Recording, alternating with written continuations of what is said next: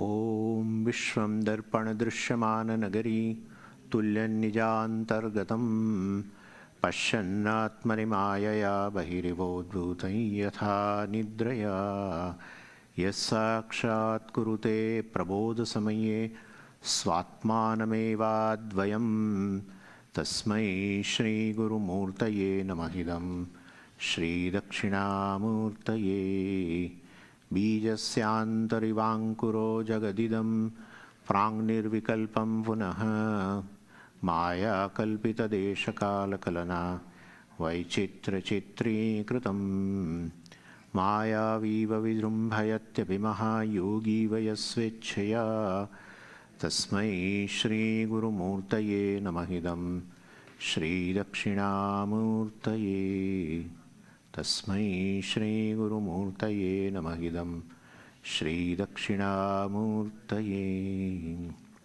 ॐ सहना भवतु सहनौ भुनक्तु सह वीर्यङ्करवावहै तेजस्विनावधीतमस्तु मा विद्विषावहै ॐ शान्तिः शान्तिः शान्तिः सदाशिवसमारम्भां शङ्कराचार्यमध्यमाम् अस्मदाचार्यपर्यन्तां वन्दे गुरुपरम्पराम् ॐ पार्थाय प्रतिबोधितां भगवता नारायणेन स्वयं व्यासेन ग्रथितां पुराणमुनिना मध्ये महाभारतम् अद्वैतामृतवर्षिणीं भगवतीम् अष्टादशाध्यायिनीम् अम्ब त्वामनुसन्दधामि भगवद्गीते भवद्वेषिणीं यं ब्रह्मा वरुणेन्द्ररुद्रमरुतः स्तुन्वन्ति दिव्यैस्तवैः वेदैः साङ्गपदक्रमोपनिषदैः गायन्ति यं सामगाः ध्यानावस्थिततद्गतेन मनसा पश्यन्ति यं योगिनः यस्यान्तं न विदुःसुरासुरगणाः देवाय तस्मै नमः देवाय तस्मै।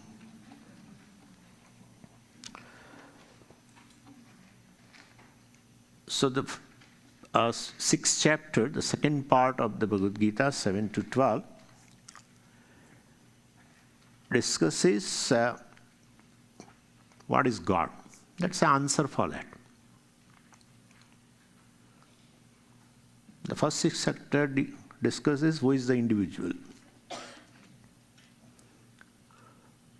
Discussion is necessary because the individual is equated with the God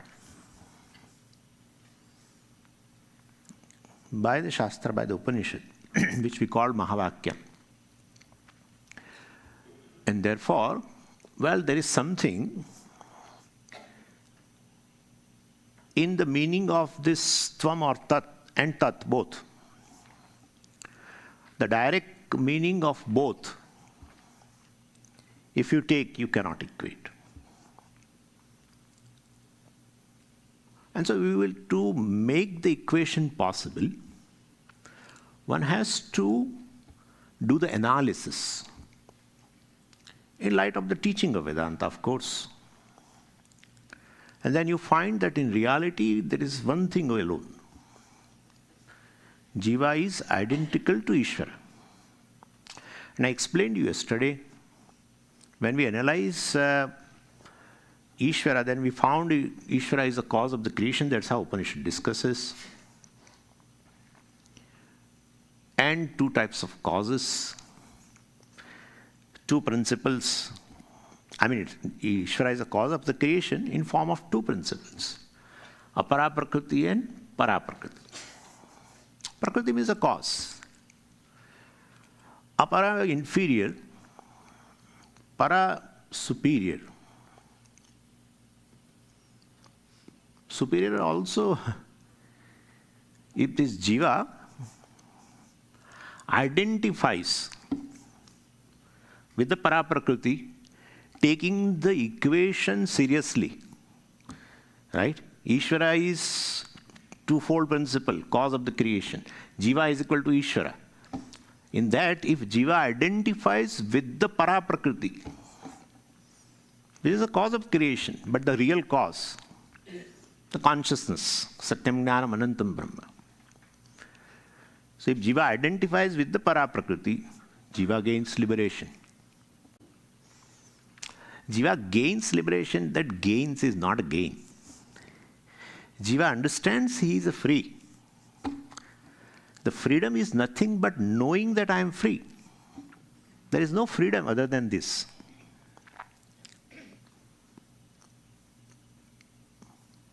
I am timeless. Basically, the consciousness. Why timeless? Because it doesn't modify. What doesn't modify, definitely it is timeless. What modifies, changes definitely within time. And therefore, so Jiva understands I'm free. Freedom from death, freedom from old age, freedom from this. Freedom from all attributes, freedom from limitation. I'm free self. Knowing oneself as a free self is freedom. Anyway, so when Jiva identifies with the para prakriti, the consciousness, etc., he is liberated. If Jiva identifies with apara prakriti, right? Apara prakriti means what? We have started discussion.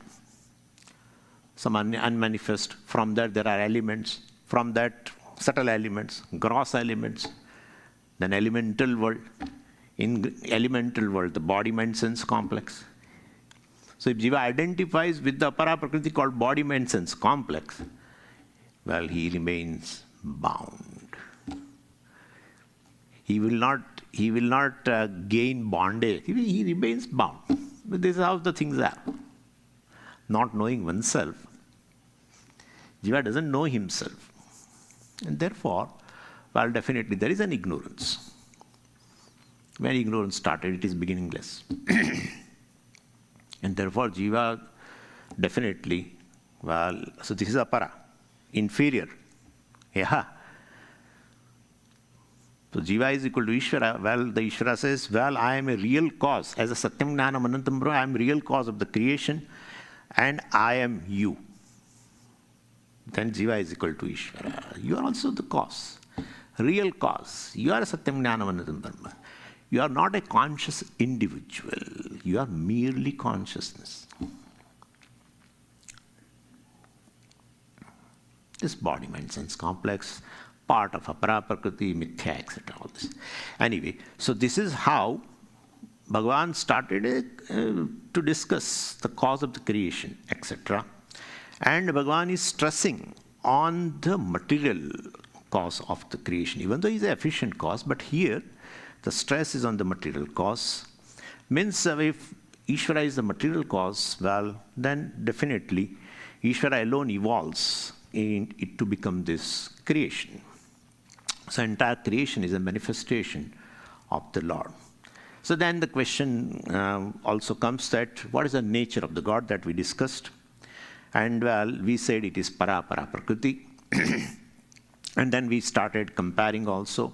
There is a common feature in both. Both are beginningless. But then the differences also we have seen between them. The one is of the nature of consciousness, para prakriti, and apara prakriti is of the nature of a matter, energy, material aspect, inert, etc. And then we also discussed other uncommon features between them. One modifies, one doesn't modify because it is beyond time, it is timeless. The very time exists in consciousness. Time is not conscious of the consciousness. Consciousness, I am conscious of the time. So time is pervaded by consciousness. Consciousness is not pervaded by the time. If consciousness is pervaded by the time, then time resolves, consciousness resolves. When time resolves, consciousness is there to say there is an absence of time. And therefore, definitely I am timeless consciousness. Therefore, I don't undergo any modification. It's para prakriti, it does not undergo any modification. And Apara prakruti, well, time is an integral part of the Apara prakruti. We should say that way. After manifestation, it is time bound, that's a different thing. But time is an integral part of Apara prakriti. And Para prakriti is free from all attributes, properties. Apara prakriti is full of attributes, etc. We discussed. Then yesterday I was walking back from the class. Then the person was really clever. He said, Swamiji, use 3-4 words for Apara prakriti. I said, what are the words? He said, you used the word Shakti. You used the word Maya. You used the word Avyaktam. And these all words are for Apara prakriti. I got confused. So you say Apara prakriti, you should have told Apara prakriti throughout. Why in between Avyaktam and in between Maya? Apara prakriti is Maya, Apara prakriti is Avyaktam, Apara prakriti is a Shakti, etc., etc. So I thought, let me clarify this point. So first is this Apara prakriti, the matter principle, the material aspect. Why it is called Avyaktam? Because we have discussed the whole creation has come, it is a manifestation of this Apara prakriti. Creation is not a creation of a matter. Creation is a manifestation of a matter. Right? Actually, and that is how we never use the word creation. Bhagavan also used the word manifestation. Avyaktat, Vyaktaya Sarvaha, etc. So, basically it is unmanifest to manifestation. So this Apara prakriti, basically, from that only all these subtle elements, etc. emerge. So they were there in unmanifest form. That is how Apara prakriti is called Avyaktam. And in an unmanifest state, definitely distinctions are not there. Unmanifest means Indriya Agocharam, not available for a study with even instruments, not only just senses. So you just take this table, which is a manifest thing. And what is its cause if you try to find? Then you, definitely analyze it. First you say, it is a wood. Then you say there are particles of the wood, right? Now the way you define wood or table, if you go further into the cause, your definition starts becoming hazy. When you say particle, then I say, particle, the cause of particle, say molecules. Cause of molecules, atoms, cause of atoms, subatomic particles, and maybe further. So the way you were defining this table or wood, etc., when you go down, your definition becomes hazy. Why? Because it is going to unmanifest. Anything which is unmanifest is Indriya Agocharam. It is not available for the instruments, for the study, etc., to define, etc., and therefore, definitely, the cause of this is Avyaktam, which otherwise we call Apara prakriti, which is a matter principle. So Apara prakriti is Avyaktam. Why it is called Shakti? Very simple. The matter definitely reduces to energy, right? Matter definitely reduces to the energy. So Avyaktam, unmanifest, from that the whole manifest world, this matter, all the material aspect comes. Definitely, in a reduced form, this matter, this creation, is definitely in the form of a power. They call Shakti, means they call power. Matter reduces to Shakti, and energy they call, not power as such, but energy. So energy or power, is not independent. Generally we see the power or Shakti is not independent. Like my speaking power is non-separate from me.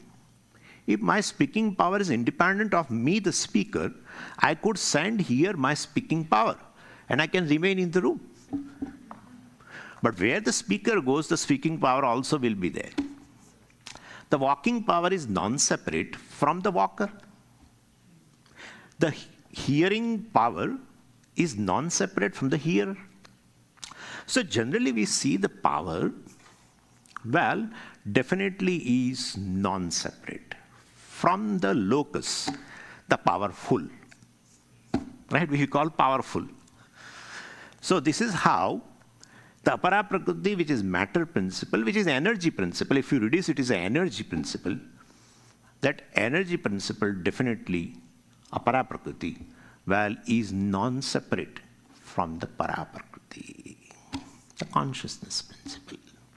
So this is how, well, this Apara Prakriti is called Shakti also.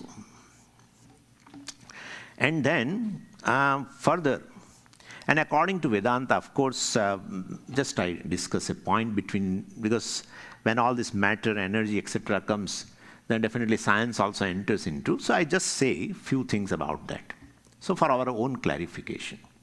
So according to Vedanta, well, matter can never exist independently. Apara Prakriti never exists independently of Para Prakriti. It has to depend upon the conscious principle, etc.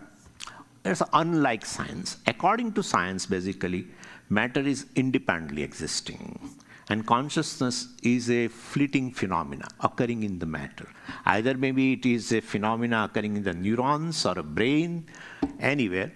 Well, but it is, consciousness is a incidental property of the matter.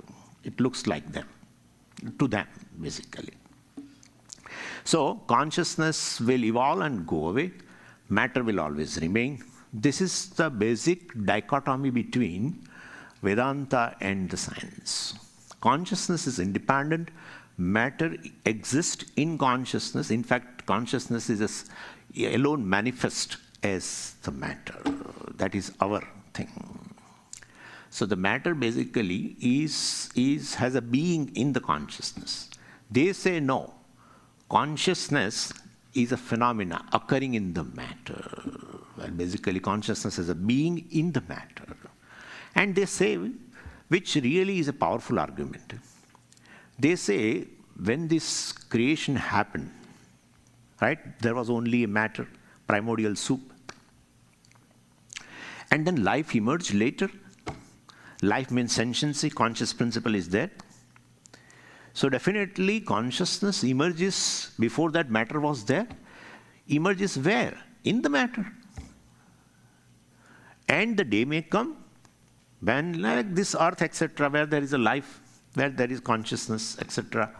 Well, someday, we don't wish, but someday suppose some planet collides with the earth and earth gets destroyed. What will remain, your consciousness or matter? Matter will remain.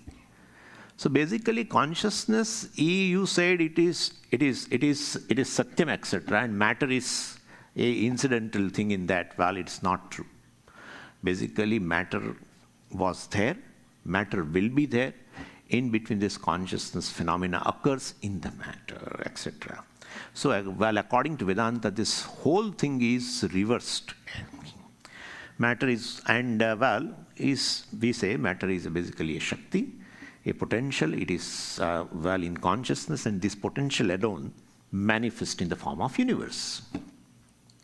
Universe appears and disappears in consciousness. And, so this is our principle. So this is how the three things I can answer. Somebody asked me a very nice question. How Apara Prakriti is called Avyaktam or Apara Prakriti is called Shakti, etc.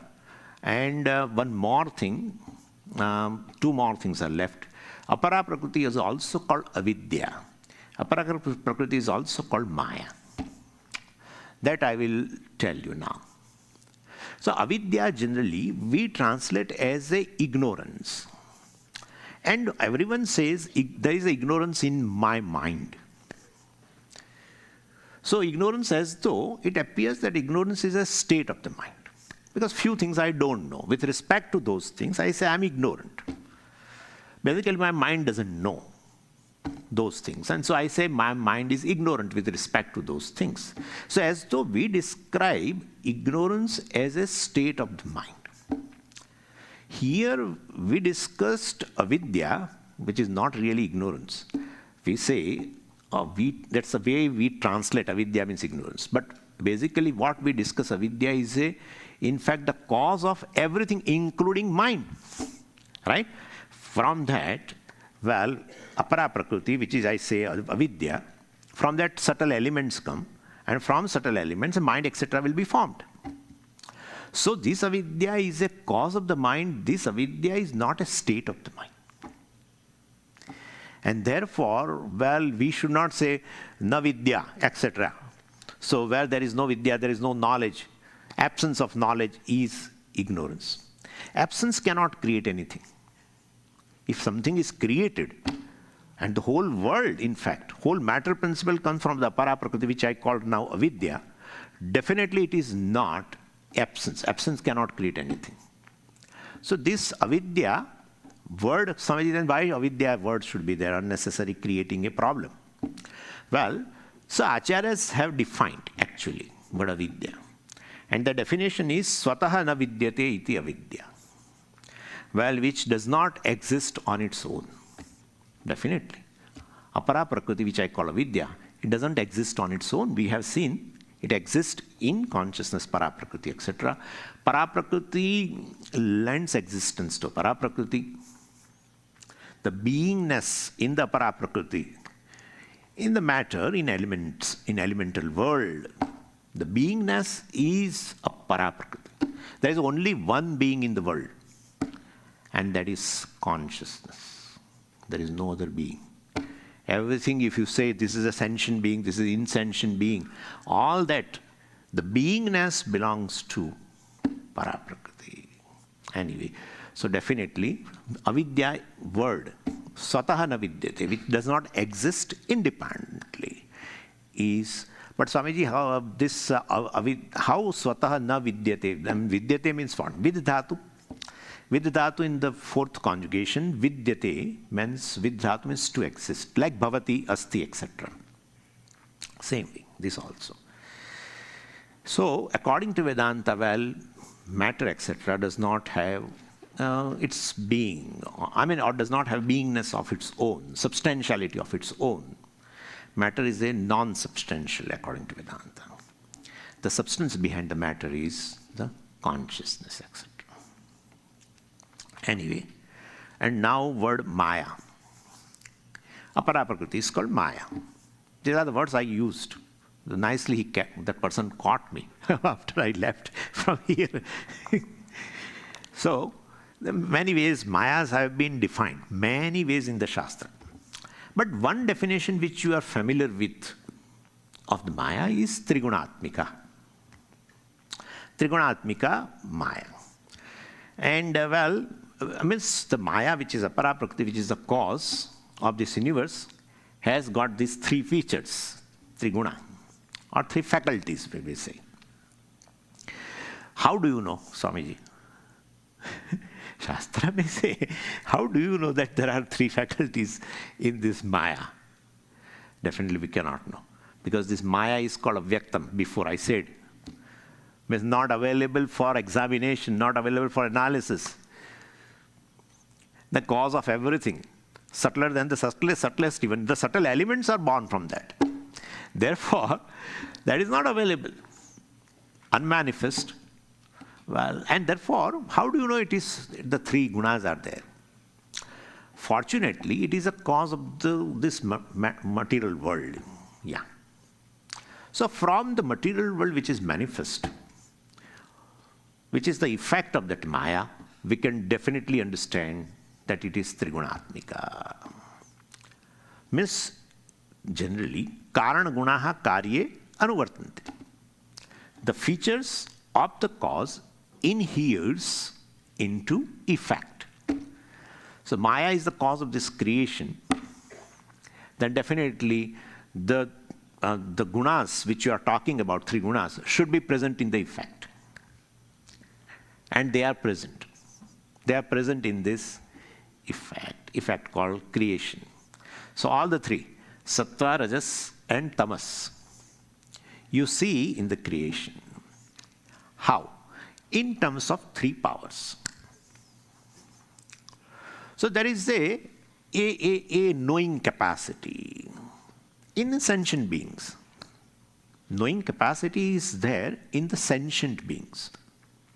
And in that, the knowing capacity, the knowing power, is highest in the human being. Then there is a gradation, you can say, later. Yeah. Because of the varying manifestation of the consciousness. So, human being has a highest knowing capacity, knowing power. That is how he is able to control even the powerful things, powerful than the human being. All those things are controlled due to this capacity of the intellect of the human being, basically. So it is there, one power. And then gradation, if you go down, even plants, etc., animals have a knowing capacity. Plants also know where, some shade is there.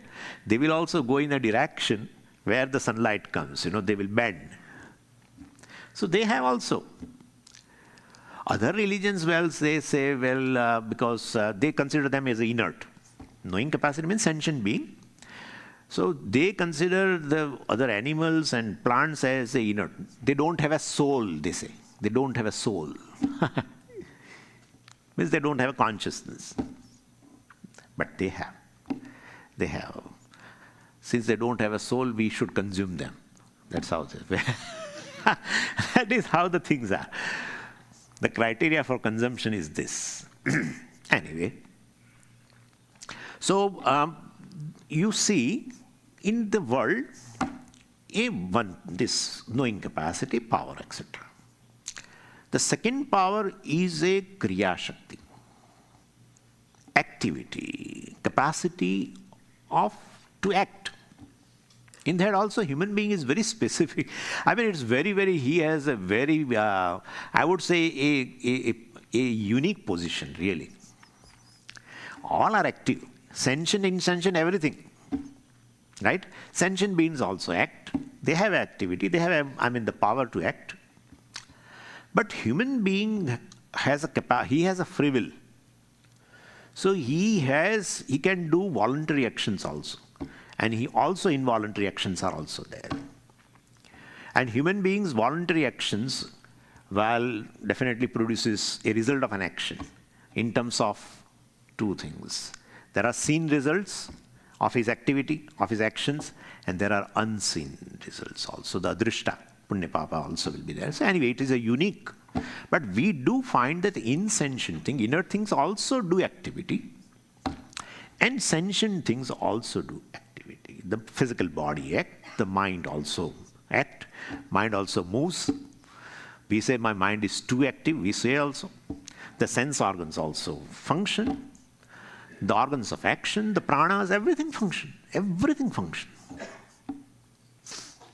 And therefore, there is a Kriya Shakti in the creation. And then you will say, well, Swamiji, Jnana Shakti, Kriya Shakti, and therefore the third power is a Ichcha Shakti. No. No.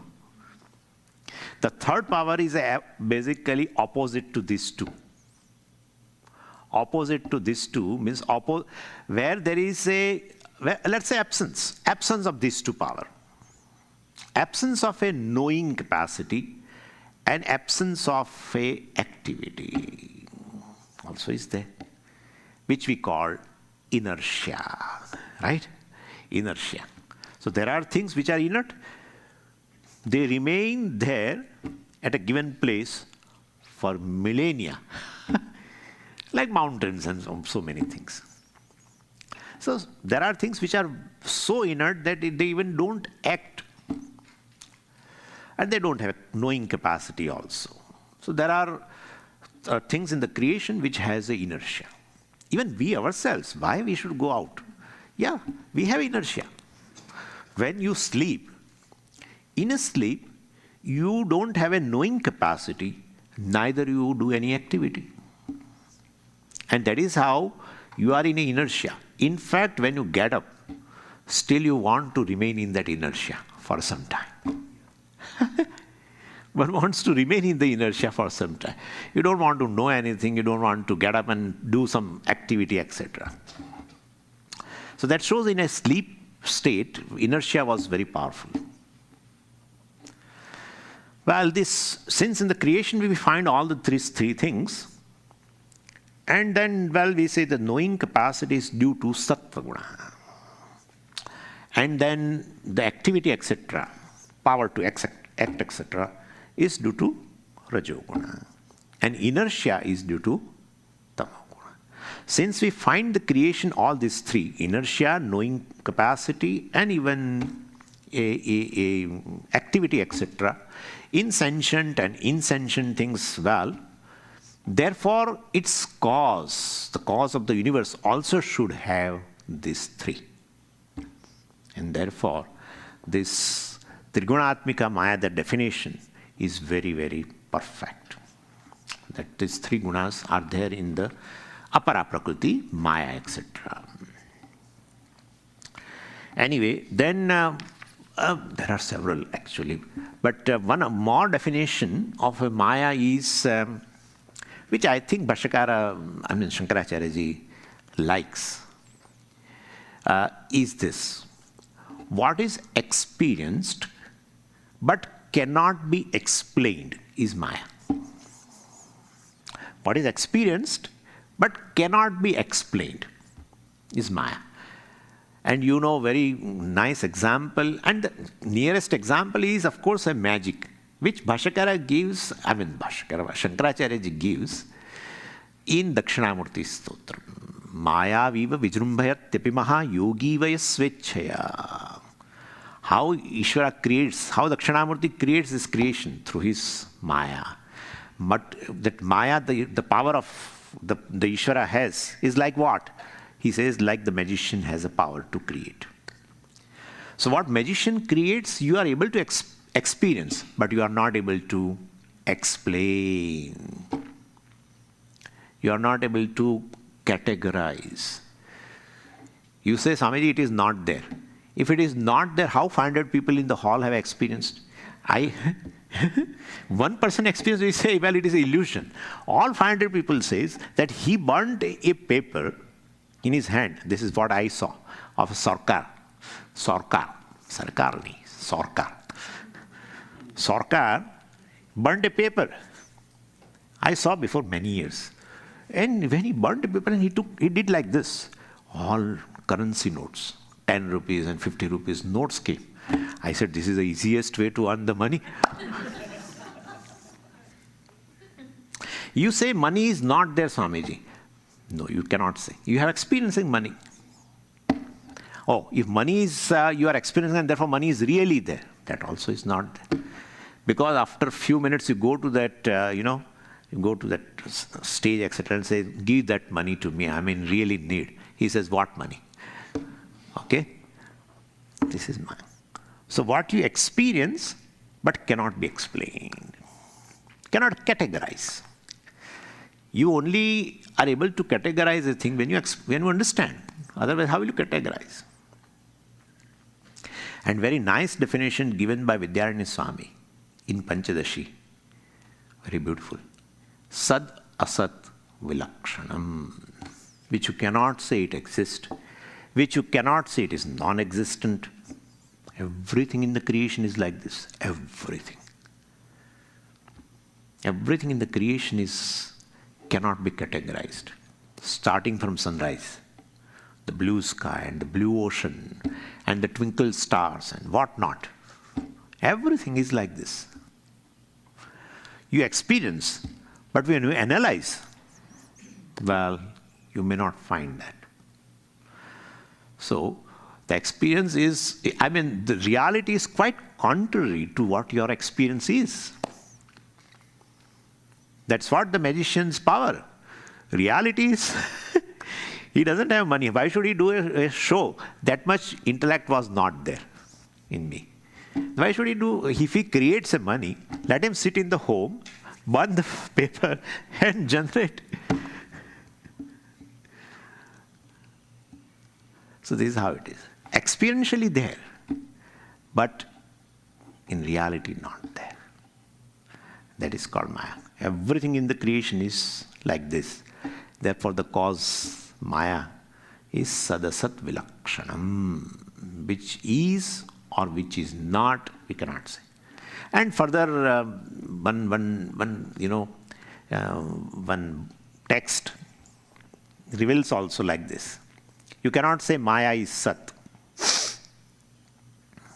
Maya is Sat means Maya is by nature existence. Then why should you use the word Brahman for existence? Sat, Chit, Ananda. Brahman is Sat. Use word Maya. Right? You can use the word Maya because Brahman and Maya are identical. You say Maya is also Sat. Brahman is Sat, of course. And now you say Maya is also Sat. Well, then why don't you use that? No. Brahman and Maya are not identical. That is what we are seeing. Apara prakruti and para prakruti are not identical. One is mithya, one is satyam. Anyway, so that is not. So Maya is not Sat. Okay, Maya is Asat, non-existent.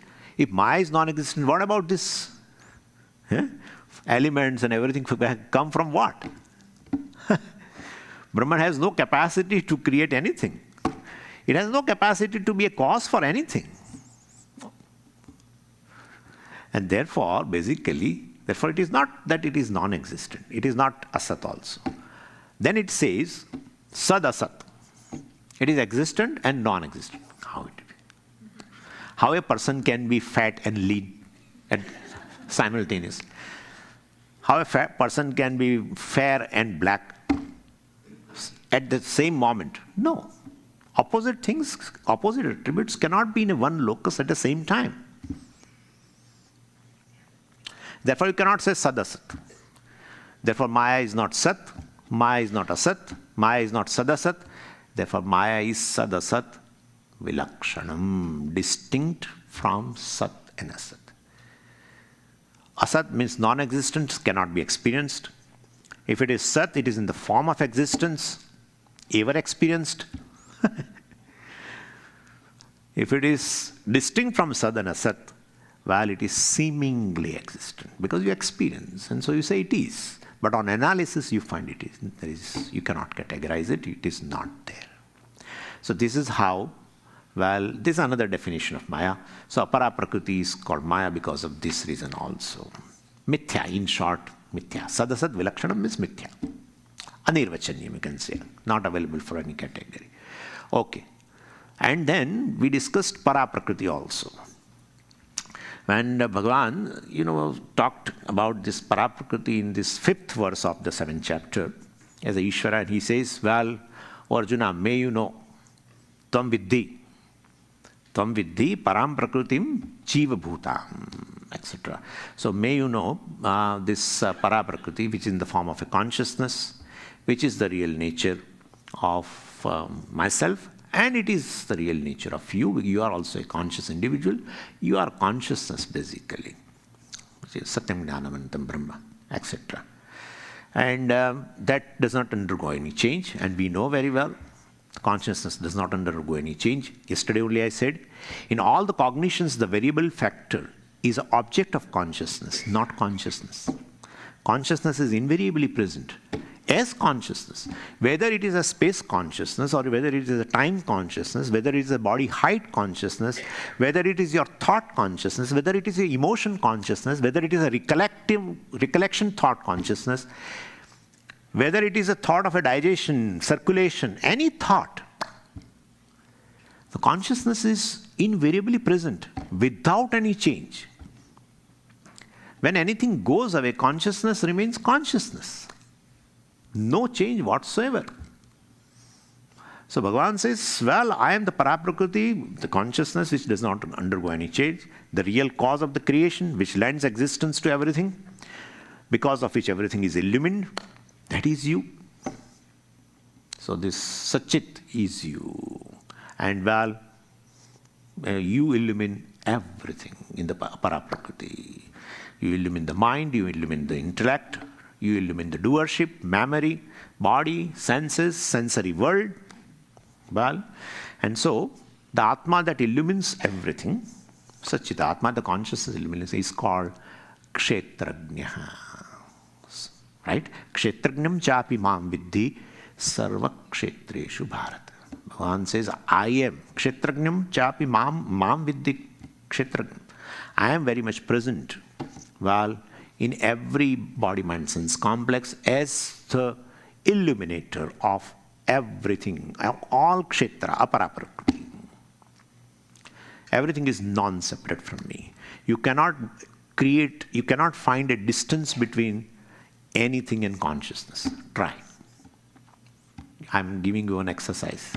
Try to find a distance between consciousness and object of consciousness. Cannot. Even if you say, well, there is a distance between object and consciousness, it is in terms of space. And the space also exists in consciousness. The moment you say there is a space, well, definitely, space is illumined by the consciousness. And therefore, body along with the space exists in consciousness. Thoughts present in consciousness. Consciousness is one which pervades everything. That's how it is Brahman. That is how consciousness is limitless. Pervades everything in and through. Anyway, so it is all pervasive consciousness. Well, that is you. So para prakruti, well, I am the cause of the creation, Bhagavan says. You are also cause of the creation. This is Mahavakya. This is Mahavakya. If you know the Ishwara is a para prakruti, well, definitely you and Ishwara are identical. Totally. This is how, well, we understood. And Bhagavan also said in that 5th verse, Yaya dharyate idam jagat. The whole creation, including this body, mind, sense complex, is sustained, maintained. That's very important. By me as a paraprakriti. At the physical body level, I would like to say this, then we'll go to the verse. Now, most of the things are covered in the verse basically, but I will tell that. So at the physical body level, well, the consciousness is experienced in the form of a very sentiency. Body is all matter, all material, all elements which are inert, but you feel the body is conscious. There is a sentiency, there is a life in the body. Well, it's due to the presence of a consciousness. Huh. Can we solve that just after class, because I have just 15 minutes. So. In the explanation you're giving, the word appearance, apparition, how does it fit in? I will talk to you after the class. I have goal to finish. That is the criteria. No, not that I'm avoiding your question. Anyway, so this consciousness principle, which is pervading the body, and therefore body is maintained. Once the consciousness goes away from the body, well, things fall apart, disintegrate. Right now, consciousness is present, so all the parts in the body are working in tandem with each other, in harmony with each other. And that is what the life is. Same way, same consciousness, well, of course, is present in pervading the entire creation. And therefore, all the parts in the creation also are working in tandem, in harmony with each other. And that is how this human body, the individual human body, the way consciousness pervades and works, the different things work intelligently, harmoniously here. Same way the whole creation is working intelligently, harmoniously. Therefore, the same consciousness principle pervades there. And so we say that is cosmic human being. We say this is a cosmic human being. The description of a cosmic human being is not an imagination. The description of a cosmic human being is there in Purusha Suktam, where the cosmic being has been narrated, who has thousands of heads and thousands of hands and thousands of legs and like that. Not thousands, innumerable. Thousands also we say it becomes basically a very limited. No. Sahasra Shirsha Purusha, Sahasraksha Sahasrapat, Sabhumim Vishwato Vrutva, Atyatishthad Dachangulam, etc. etc. So anyway, so therefore, when Bhagavan said, Yaya idam jagat, Yaya para prakrutya idam jagat dharyate, with this my para prakriti, with this consciousness, which is Brahman, all-pervading Brahman, by which, well, the whole creation is sustained, well, definitely, if you see the creation right now functioning in a harmonious manner, well, definitely it's due to the consciousness present in that, as the very basis of this Apara prakriti. So with this, I have given the enough background. Now in 10 minutes, I will complete this verse. Okay? Etad yonini bhutani sarvanityupadharaya aham krutsnasya jagatah prabhavah pralayasthatha. So in this verse, Bhagavan now talks about the conversion of that intermediary steps. I told you yesterday, the subtle elements are first have come out of this. Come out is not a good word, but take it at this moment. Well, they became manifest from this avyaktam, from the unmanifest. That's the intermediary step. I said the creation has been narrated in this Bhagavad Gita in 2 steps. Like I gave the example also, from the seed, well, a sprout or a small plant comes first, and then it becomes a full-grown tree. So from seed to the plant, yesterday we discussed that 5 elements come out, and then manaha, buddhi, etc. And now, here in this verse, Bhagavan shows, well, that the whole cosmos, all the gross elements and the entire elemental world also has come from that. Swamiji, how can you say that? Because Bhagavan says, Sarvani Bhutani. Well, all the things and beings that you experience, from the minutest microorganism to the most evolved organisms, etc. Etad yonini. Ete yoni, yesham tani etad yonini. Ete yoni. Yoni means the source. The source of all the beings and things here in this creation is ete, is this 2. Apara plus para prakriti. God alone is the source for the entire creation. God alone evolves into the form, in the form of this creation. God alone manifests in the form of this entire creation. So, Sarvani Bhutani Etad Yonini. It's nice. In the Shastra, the God has been described in a three stages kind of a thing. First, God you can say in a personal form. Right? Lord Vishnu with a Chaturbhuja, etc. Or Lord Shiva with a certain description. They always give description of Lord as a person in Dhyana shlokas. You will always find. Anyway, then you will find also description of a Lord in a Dhyana shloka in the form of a cosmic being. That also you will find. So, and Lord as the very Atma, well, free from all attributes, as just consciousness principle, limitless consciousness principle, which is ever existent, self-illumining principle. Also, the description is there. So here Bhagavan says, well, do not look upon God as basically a person, but look everything as my own manifestation. So Sarvani Bhutani Etad Yoni Iti Upadharaya. Iti Upadharaya means, well, you assert in your mind, you digest or you assimilate in your mind that everything is a manifestation of this Ishwara with para and apara prakriti. And well, so everything manifests in this form, and then everything goes back into unmanifest form also. This is how it is. Scientists are worrying, literally. They say after Big Bang, so the universe is now expanding. Big Bang has happened, and the things are thrown out as though. And now everything is expanding, including the space, they say. We can't even think of. But they say, that must be, when they say, there must be basis for something.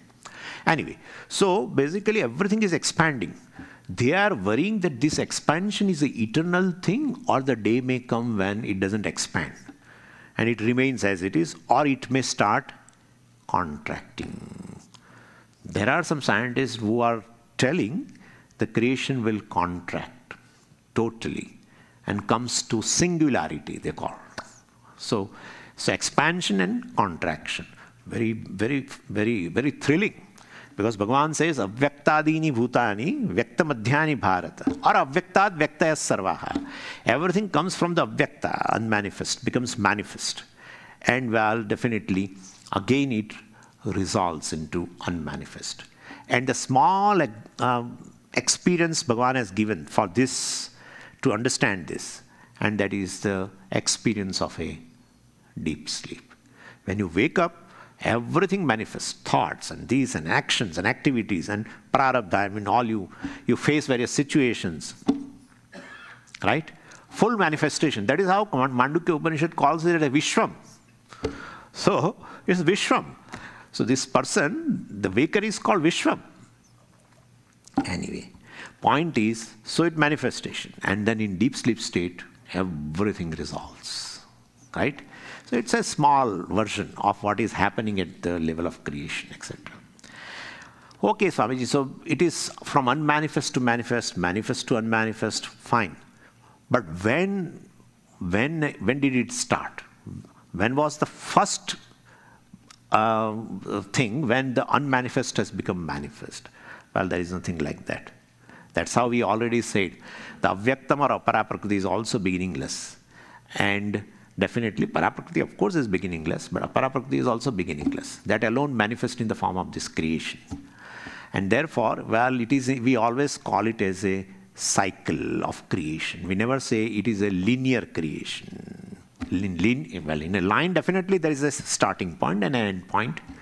But in a circle, definitely there is no starting point and end point. Only, so this is, the whole creation is like this, manifestation to unmanifestation. So then definitely, in what way your information after 2 classes is helpful to me? Please tell in 5 minutes.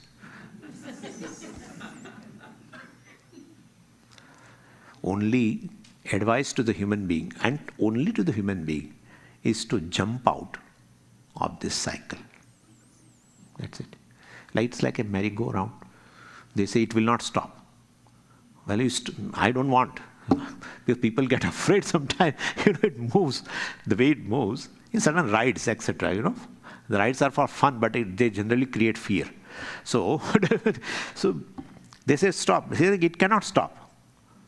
But I want to come out. He says, jump. Jump out of that. Jump out. If you remain identified with Apara Prakriti, call yourself as a Jiva, identifying with the Apara Prakriti called body, mind, sense complex, thinking that you are a limited being. If you are a really limited being, you will be happy being a limited being. No one is happy. In fact, everyone says the progress is to become, big. Bigness is the goal of everyone's life. Whether it in terms of knowledge, in terms of skills, or in terms of power, in terms of money, everyone wants to become big. Yeah. You love bigness. That is Brahman. Yeah, the big. You love. That if what you love must maybe your nature. Hey, he loves. What are you talking? What are you talking? Yeah, we say what you love must be your nature. Because when you gain the fullness, you are just yourself. When you gain fullness or happiness, where you don't find any lack centered on I, you are just yourself. You are comfortable to yourself. There is no complaint. Maybe the fullness, limitlessness may be your nature. Not knowing the whole struggle. But how do I don't know? Self-ignorance. And then what is non-separate from the self? This Apara Prakriti, body, mind, sense complex, which is non-separate from the consciousness.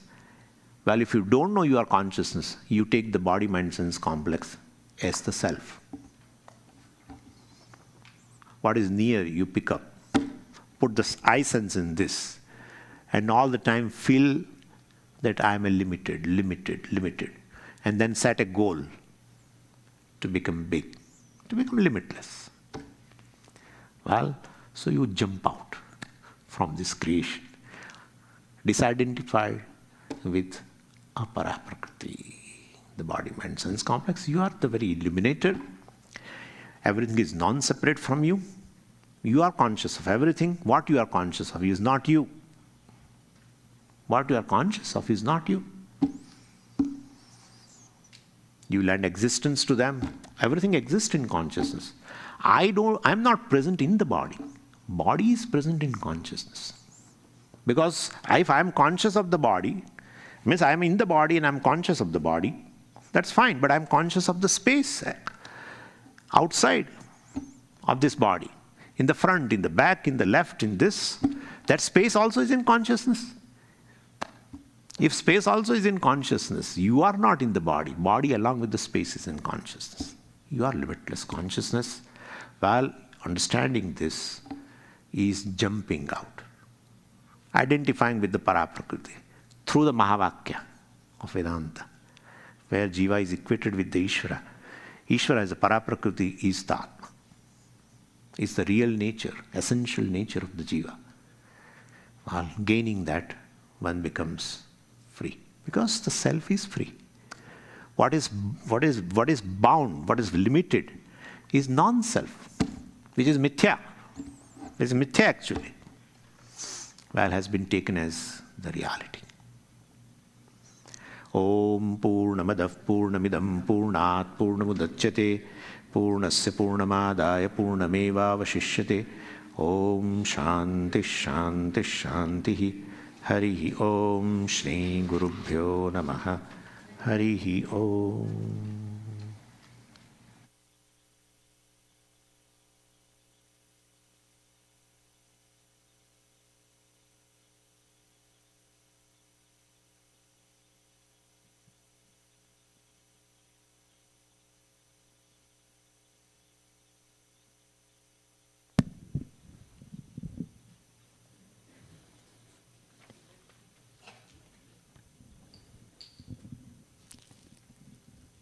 Please be seated. We'll take a few minutes to share some concluding remarks of the camp, ongoing camp. Okay.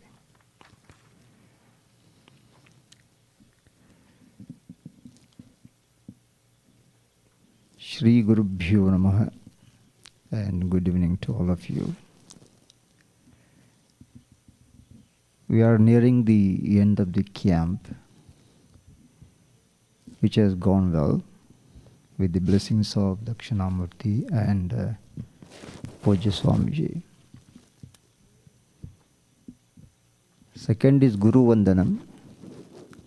Pranams and gratitude to Swami Tattvadananji and Swami Muktatmananda for the teachings. Of course, all these words you have to go unsaid. Compassion, clarity, ease, etc. Fill in the gap, okay?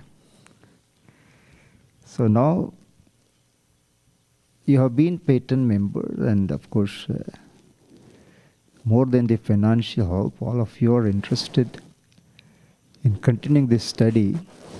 So I would say to gain a deeper understanding of Vedanta for a fulfilling life, we should continue our study. And this can be accomplished by attending weekend workshops, classes for families and adults.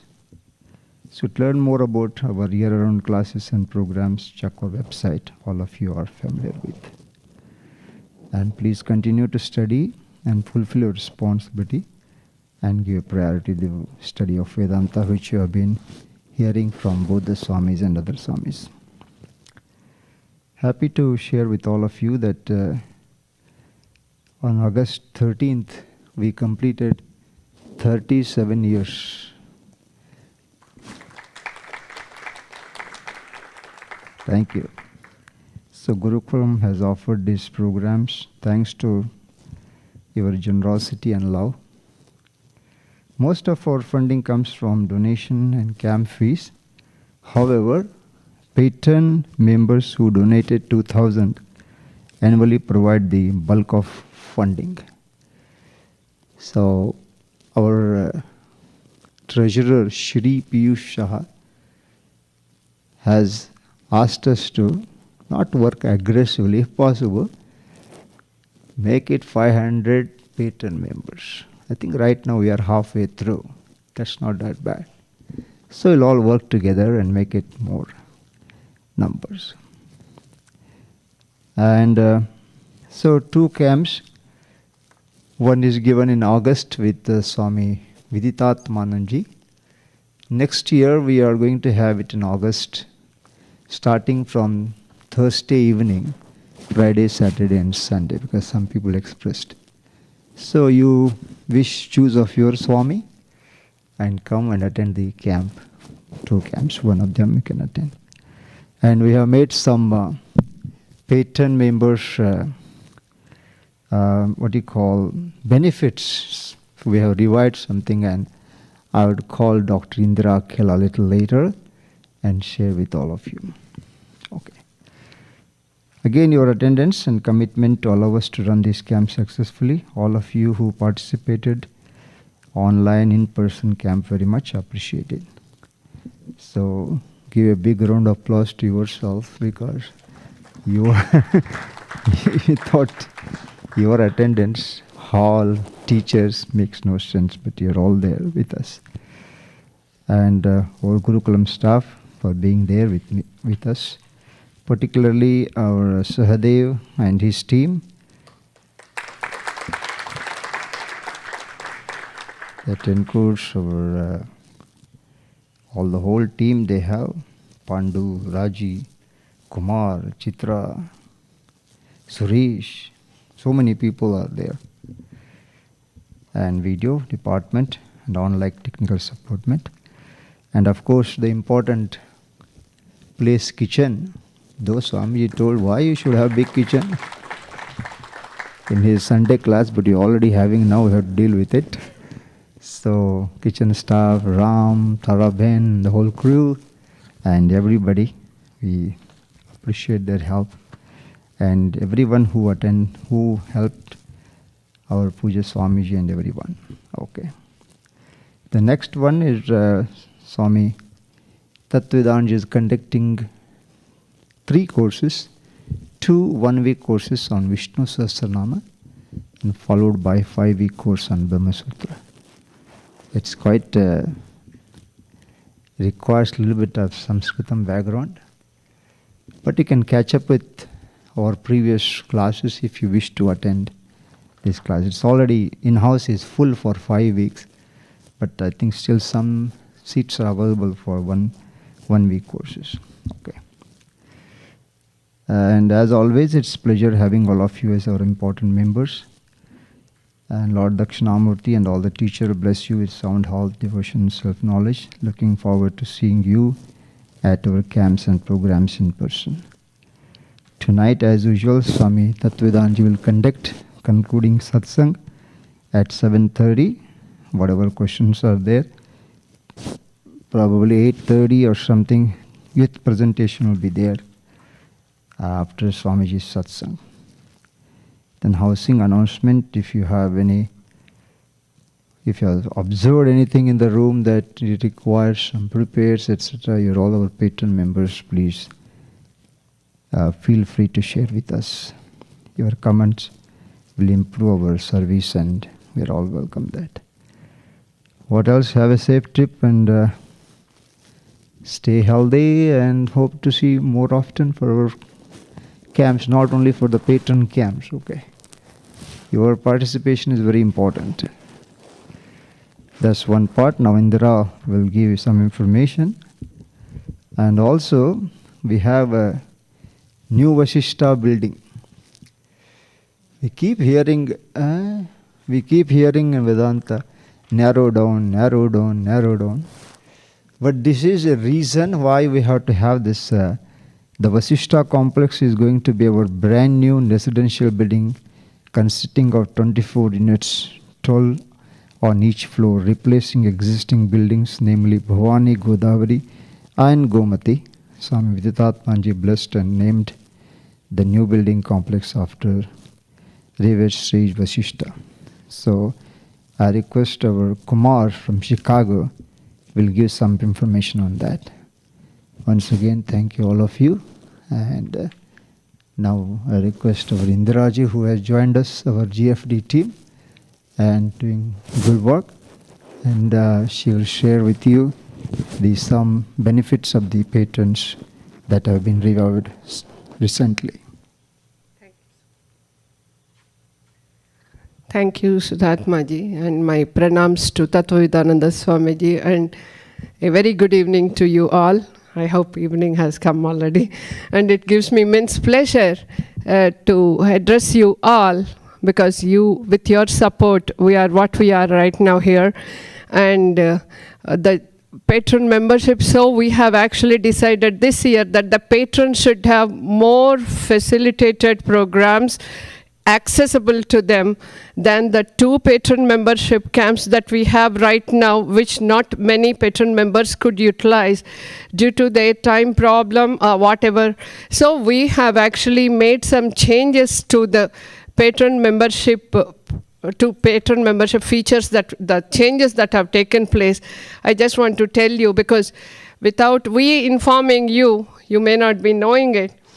So the new patron members, if there are any, I know you are all existing patron members. For all new patron members who want to be a patron of this place, because there are many online also who are watching, and I wish them also a very good evening. And the new patron members can avail 1-week camp for free in place of free books for the first year, which we were giving you when you became patron members. So in place of books, we want to give free 1-week patron camp for them of their choice. Even for the existing patron members, you can avail yourselves any long weekend camp in place of patron membership camp, depending on your time and your facility. You can select any long weekend camp and come, choose it and come. So this is like, unlike the 2 patron membership camps, now it is open for you all through the year. And then that one chance you will get once a year, you can utilize this chance. And you all have anyway the 4 gift for what? Someone asked me what is a patron membership and how one should become enrolled to a patron membership.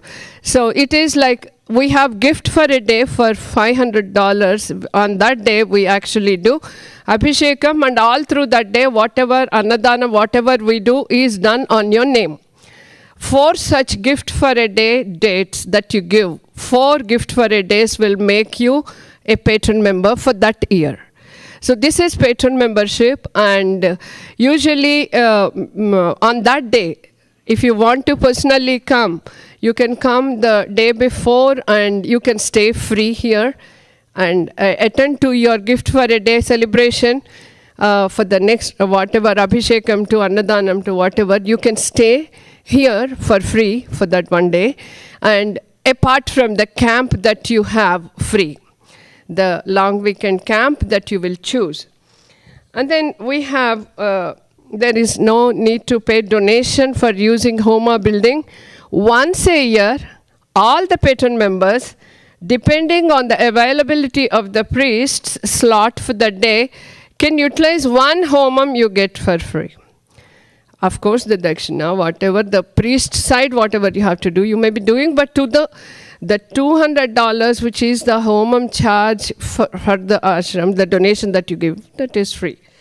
And then you all know this donation is tax exempt. So I don't know how many of you claim it, but you can claim your donations. It is tax exempt, and if you inform Vimalaji, she will provide you the details. So this is per family 2 adults and 2 children are what. And if you bring more, depending on your thing, maybe we will see what we have to do at that time. So these are the changes done to the patron membership this year to make you attend more and more of the camps. And we, not limited to patron membership camp, we request you to visit and avail all the camps that we conduct from January 1st to December 31st. There is no other ashram that conducts back-to-back Vedanta camps, and it is all for you, and we request you all to visit us frequently and attend these camps and make use of this Vedanta flowing in this organization. Thank you so much.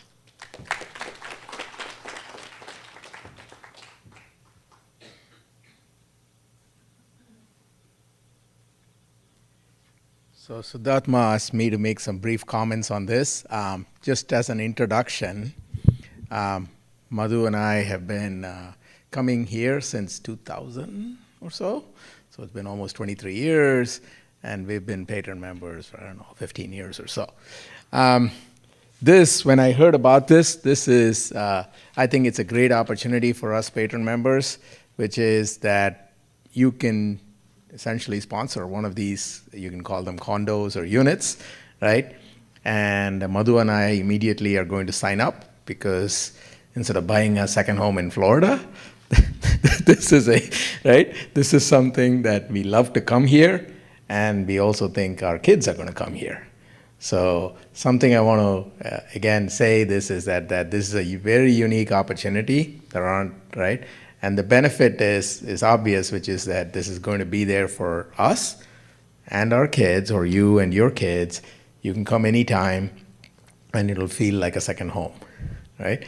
So obviously there is dollars involved, tax benefits involved, etc. The ashram has done, or the Gurukulam has done a great job of doing this in a way that maximizes the tax benefit.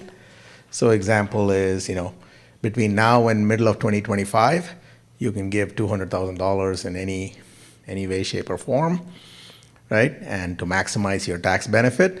And of course, in order for IRS rules as well as everybody to stay clear of it, right? This will not be officially your second home. You are still donating to the Gurukulam, right? But the understanding is you are free to come anytime and stay, and so are your kids, etc. Right? So that is the idea. So again, great opportunity. And Deshmukh Bhai told me yesterday that really there's only 9 left. He told me yesterday that there's only 9 left. So again, seriously consider it. If you have more information, if you need more information, Swami Muktatmananda sends you the 7-page packet very quickly. And if anyone wants to talk to me about the taxation, please do so.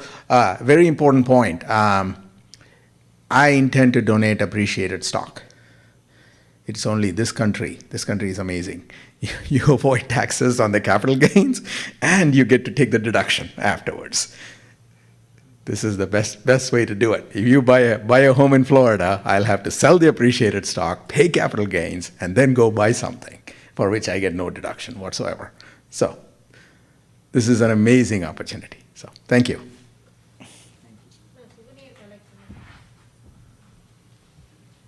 Thank you all. How many of you are interested?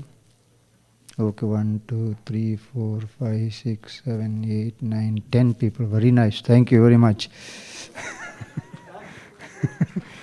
No, one hand is genuine. Rest of them were raising half down. Some of them were thinking, what is these guys are doing here? But anyway, it's all, it will be here if you come, you use it, and you can live with friends. So it will be useful. Idea is not that we wanted to build this cottage. Let us be very clear to all of you.